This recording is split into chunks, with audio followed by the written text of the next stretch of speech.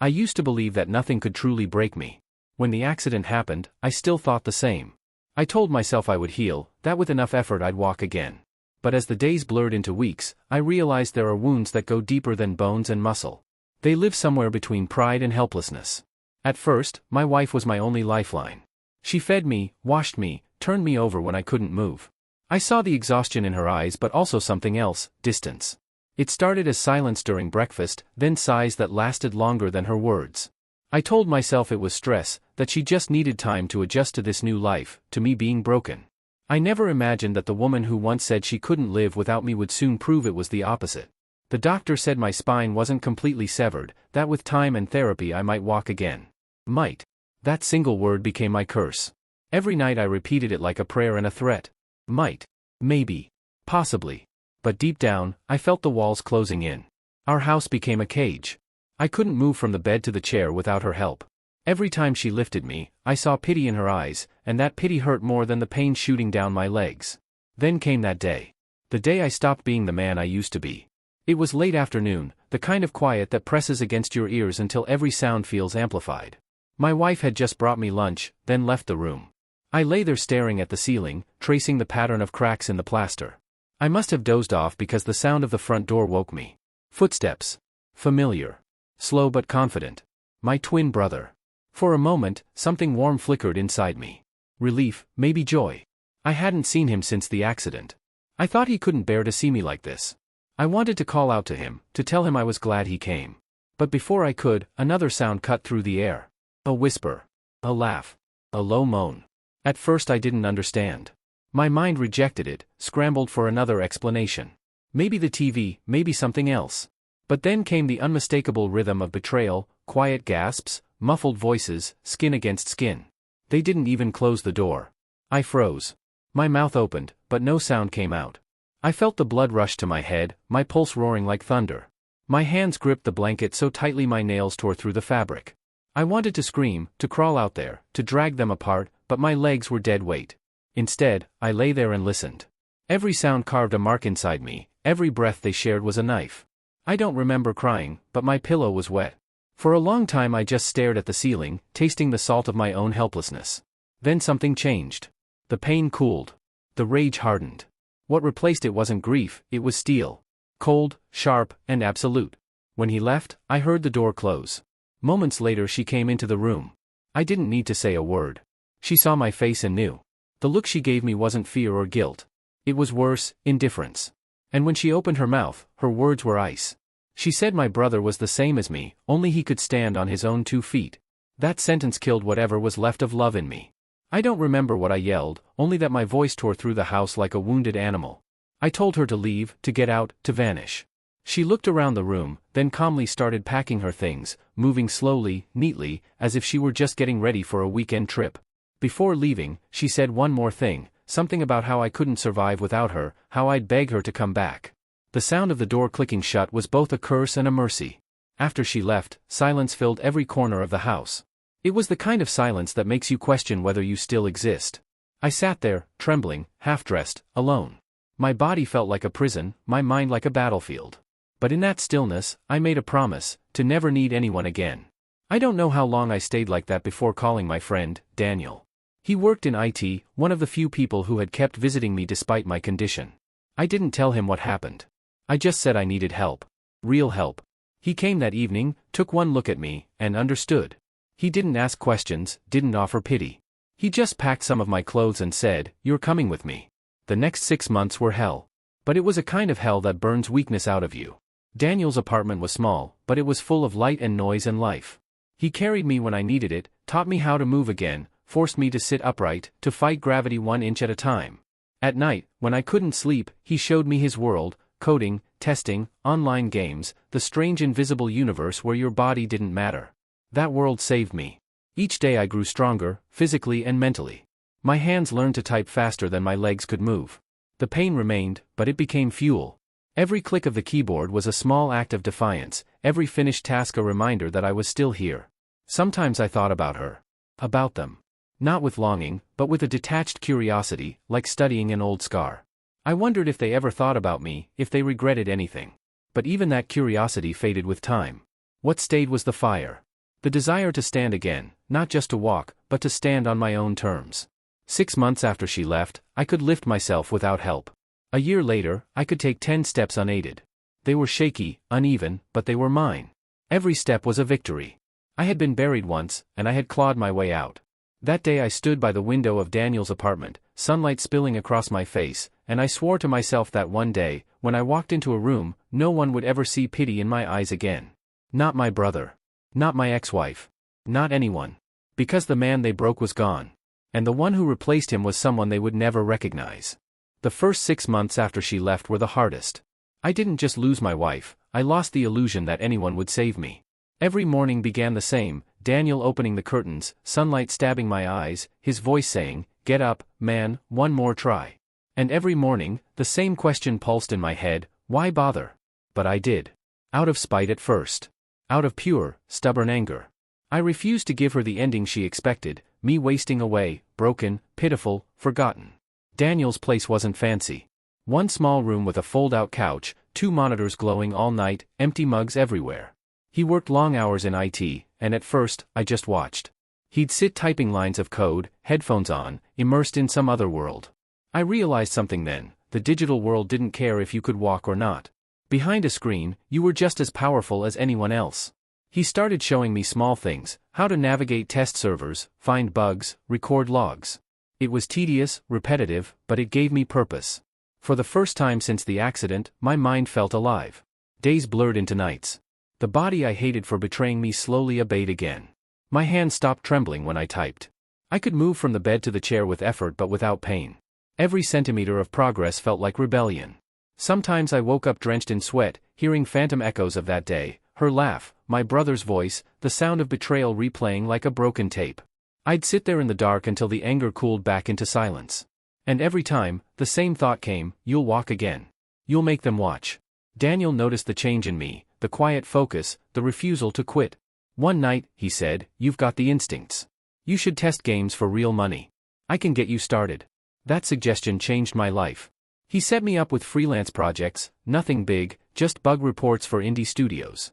I was slow at first, clumsy even with a mouse, but I learned. Within months, my reports were being highlighted, my name passed around among developers. It wasn't much, but it was honest work. And it was mine. I stopped measuring progress in steps and started measuring it in paychecks. Rehabilitation sessions were brutal. Muscles screamed. My balance wavered. But each time I fell, I pictured her face, that cold tone, those indifferent eyes. And I forced myself up again. By the end of that first year, I could walk with crutches. By the second, I walked without them. My gait was imperfect, but I didn't care. I could stand tall enough to look people in the eye again. That feeling, standing upright for the first time, is something words can't hold. It wasn't victory. It was resurrection. Money started coming in steadily. Then a company offered me a contract as a full-time remote tester. I accepted. I upgraded my laptop, rented my own apartment, and filled it with silence, not the suffocating kind I'd known before, but the peaceful kind that comes when you no longer need noise to feel alive. Occasionally, my father called. He had never forgiven my brother. He knew the truth, word travels fast in families. He didn't speak much about it, but I could hear the disappointment in his pauses. He sent me money once, and I sent it back. I told him I didn't need it. What I needed was time. I didn't go home. Not yet. I wasn't ready to face the ghosts that waited there. But fate has its own sense of timing. 2 years after the accident, my father's health declined. I went back for the funeral. It was the first time I saw my brother again. He looked smaller, thinner, older, like a man who'd aged 10 years in 2. When our eyes met, he looked away first. I didn't speak to him, didn't need to. The silence between us said enough. After the ceremony, my father's lawyer pulled me aside. My father had left everything to me, the house, the land, the savings. My brother got nothing. The lawyer said he'd insisted on that clause himself. For what he did to you, he'd written. It should have felt good, but all I felt was finality, the closing of a door that could never be reopened. After that, I threw myself even deeper into work. My reputation grew. People started calling me not just for testing but for consulting. I made more money in a month than I used to make in a year. I bought a new car, not out of vanity, but because I could. Every time I took a step, every time I climbed stairs without pain, I remembered lying helpless in that bed, listening to them. And I smiled, not out of happiness, but from the satisfaction of knowing that my strength was forged in their betrayal. I heard about her by accident. An old acquaintance mentioned that she'd lost her job. Apparently, she'd been caught in a workplace scandal, something about mishandling funds.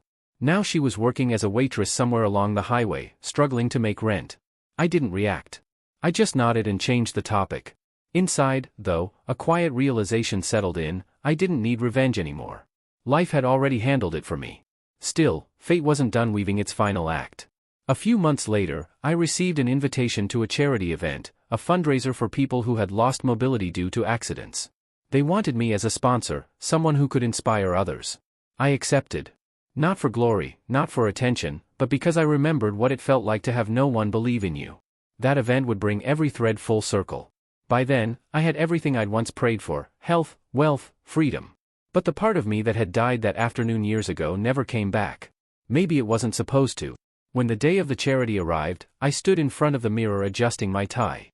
My reflection looked back: sharp suit, steady posture, calm eyes.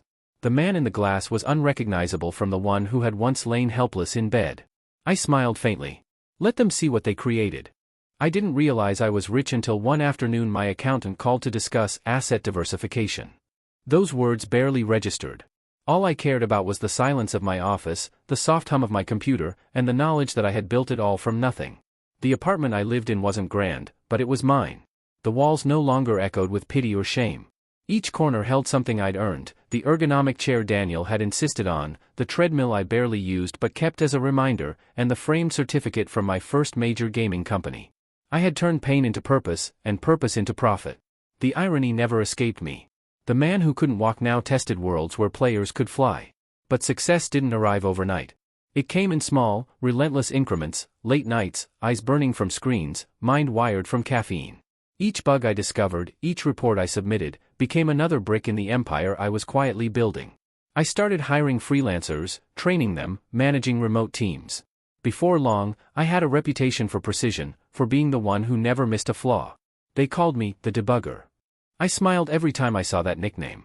There were nights when I lay awake, staring at the ceiling, remembering what the word helpless used to feel like. That memory no longer hurt, it fueled me. Daniel visited sometimes. He was proud, but also cautious, as if afraid I'd burn out. He joked that I worked harder than the machines I tested. Maybe he was right. Work became both sanctuary and addiction. Every contract I signed, every transfer that hit my account, was a reminder that I no longer owed anyone anything. My father's house stood empty for a while after his death. I avoided it at first. Too many memories. Too many ghosts. But one weekend, I decided to visit. The air smelled like dust and wood polish. The floor creaked the same way it did when I was a boy. I walked through the rooms in silence, touching the old furniture, the faded photos on the wall. When I reached the living room, I saw two armchairs still facing each other, one where my father used to sit, and the other where my brother and I once fought over who got to hold the remote. The symmetry of it made me pause. Two chairs. Two brothers. One broken bond. I sat down and closed my eyes. I didn't forgive him that day. I don't think I ever truly will. But I let go of the hate. It had served its purpose. It had built me, sharpened me, saved me, but it no longer defined me. I left the house the way it was, untouched. A monument to everything that once was, and everything that could never be again. Time blurred after that. My company grew. Clients came from overseas. I traveled: London, Tokyo, Berlin, not because I needed to, but because I could. Each trip felt like reclaiming a piece of freedom I'd lost. Walking through airports, I always caught myself glancing at my reflection in glass walls, upright, confident, steady. Sometimes I almost didn't recognize the man staring back. There was satisfaction in that. Still, every now and then, the universe reminded me where I came from. A news article about accidents. A wheelchair ad in a video. A charity campaign. I'd stop scrolling, stare for a few seconds, then keep going. The wound was closed, but the scar was permanent. One morning, I received a call from a foundation that specialized in rehabilitation for accident victims. They wanted to honor me for my donations and asked if I'd attend their annual gala as a sponsor. I hesitated for a second, then said yes. I didn't know it yet, but that yes would bring my story full circle. As the day approached, I found myself strangely nervous. Not because of the event itself, but because it marked something symbolic. A full turn of the wheel. 2 years ago, I had lain helpless, abandoned, humiliated. Now I would stand in front of others as living proof that broken doesn't mean defeated. The suit I chose that night was black, simple, clean, powerful. I didn't wear watches or jewelry. I didn't need symbols. The calm in my eyes was enough. When I arrived, cameras flashed, people greeted me with handshakes and smiles. To them, I was a success story, the man who lost everything and rebuilt his life. They didn't know the darker parts. The betrayal. The nights I wanted to give up. The days I cursed the world. And I preferred it that way.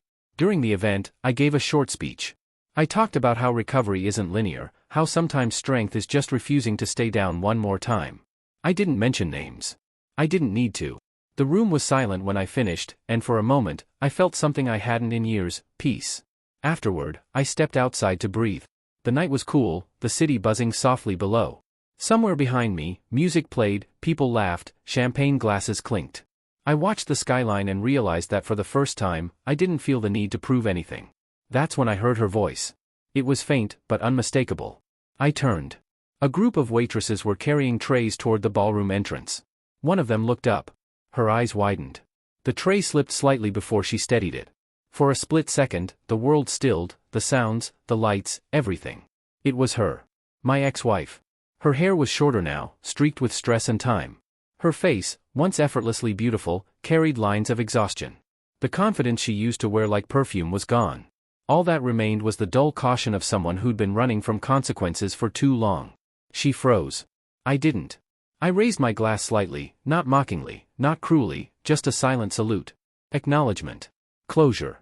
Our eyes met one last time, and in them I saw everything words could never express: shock, regret, disbelief.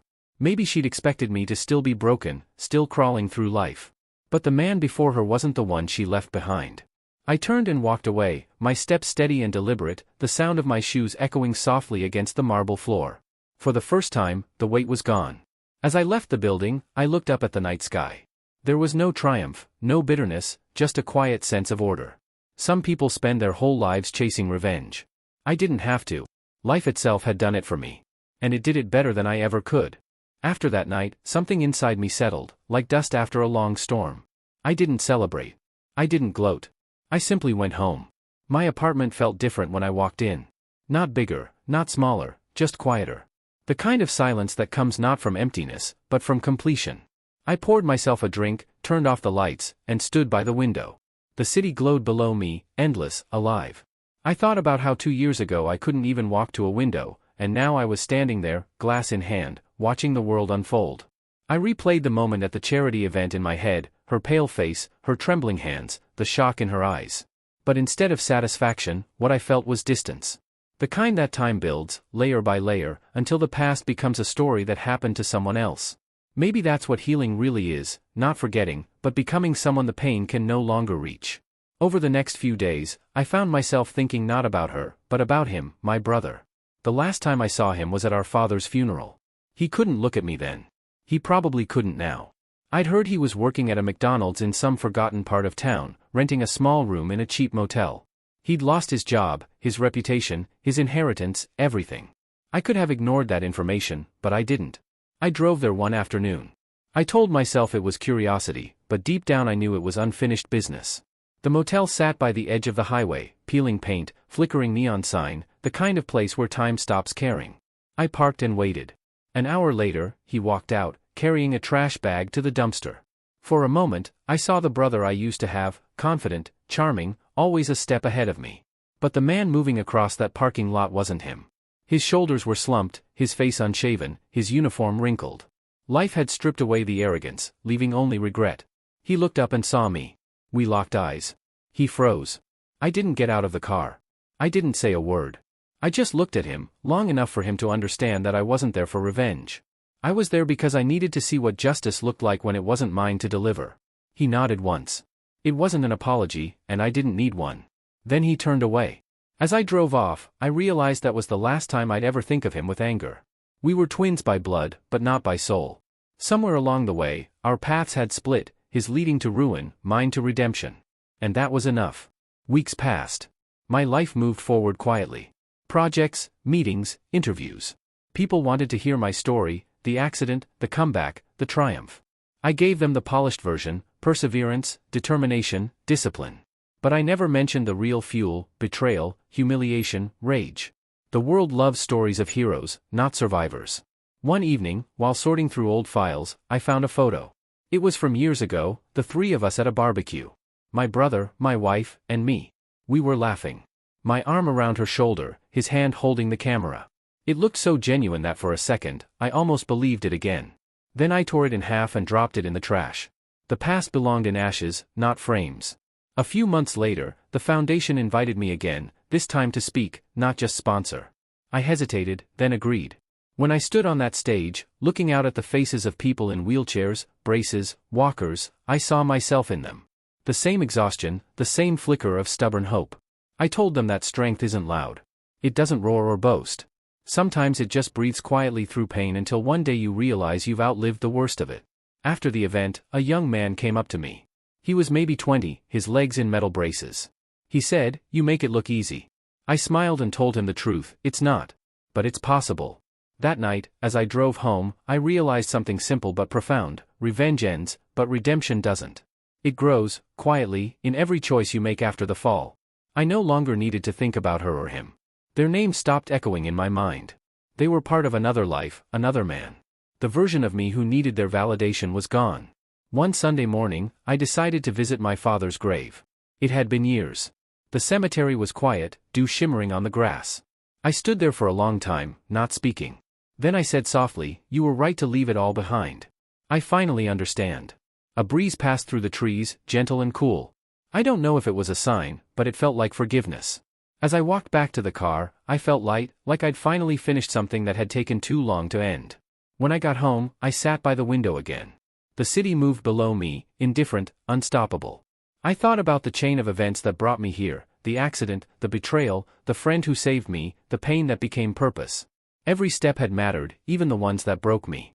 I raised a glass to no one in particular and whispered, "To the man who learned to stand again." Outside, the world kept turning. I turned off the lights and watched my reflection in the glass, steady, whole, unrecognizable from the man who once lay in bed waiting for someone else to lift him. There was no more anger left to burn. No bitterness. No noise. Just calm. Life had put everyone in their place. And for the first time, I realized that included me too.